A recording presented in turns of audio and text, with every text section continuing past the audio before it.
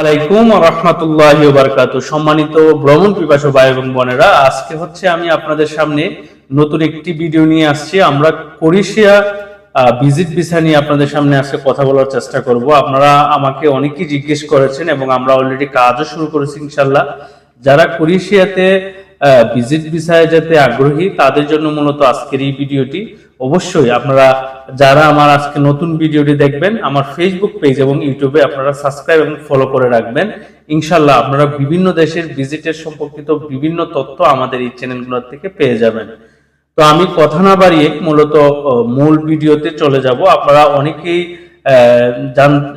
আমাদের কাছে জানতে চেয়েছেন বা জানেন যে ক্রোয়েশিয়া বর্তমানে বাংলাদেশ থেকে আপনি অ্যাপ্লিকেশন করতে পারবেন। সেই ক্ষেত্রে আমরা যেহেতু ভিজিট ভিসা নিয়ে কাজ করি, আমাদের কাছে আপনারা ভিজিট ভিসা নিয়ে আগ্রহ নিয়ে অনেকেই জানার চেষ্টা করেন।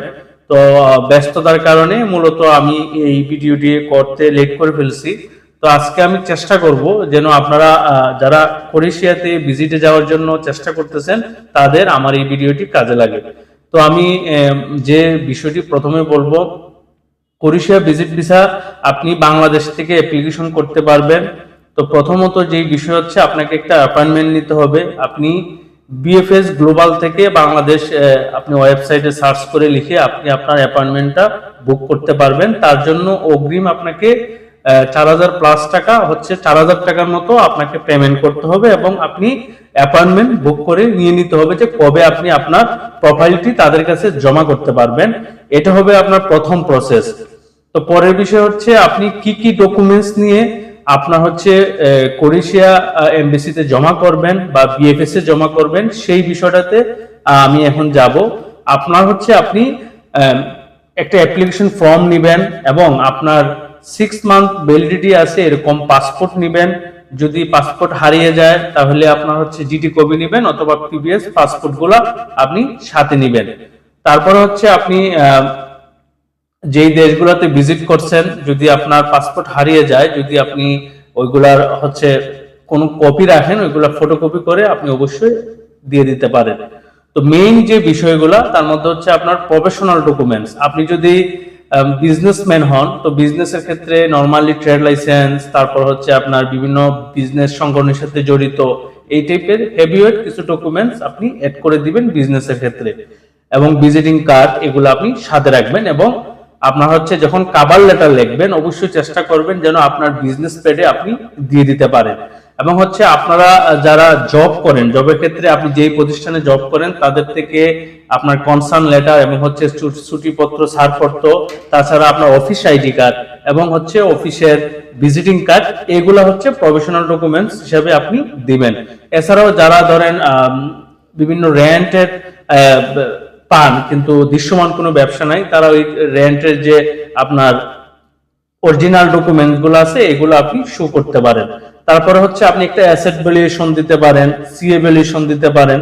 এরপর আপনি একটা ইন্স্যুরেন্স দিতে হবে, যেটা আপনার সেনজেন দেশভুক্ত করে। এইটাও আপনি বিএফএস এর যে ওয়েবসাইট আছে এখানে গেলে আপনি নিয়ে নিতে পারবেন। এবং আপনার একটা ছবি লাগবে, এই ছবিটা লেফট প্রিন্ট করে আপনাকে দিয়ে দিতে হবে।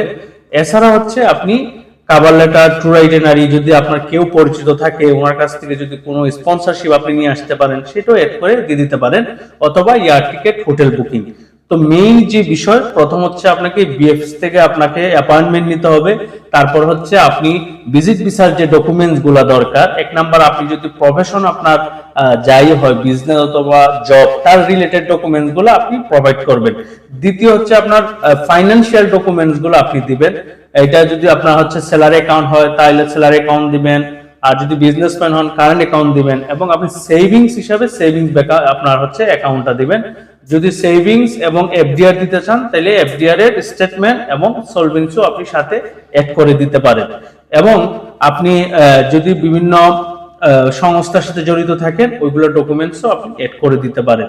তো আপনারা যারা ক্রোয়েশিয়াতে ভিজিট ভিসায় যাওয়ার জন্য চেষ্টা করতেছেন তাদেরকে বলবো আপনারা এই ডকুমেন্টস গুলা অ্যালাইন করে অথবা এই ডকুমেন্টস গুলা সাজানোর পরে আপনি ক্রোয়েশিয়ার জন্য আবেদন করুন।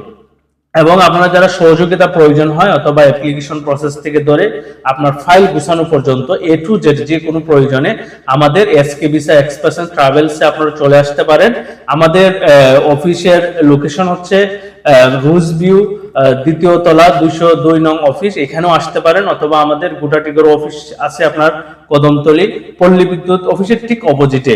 তো আপনারা আমাদের যে কোনো অফিসে ভিজিট করতে পারেন, আমাদের যে কোনো ভিসা কনসালটেন্সি আপনারা নিতে পারেন এবং পরামর্শ আমরা একদম ফ্রিতে প্রদান করে থাকি। তো আপনারা সবাই সুস্থ থাকবেন এবং ভালো থাকবেন। সবাইকে ধন্যবাদ। আসসালামু আলাইকুম ওয়া রাহমাতুল্লাহি ওয়া বারাকাতুহু।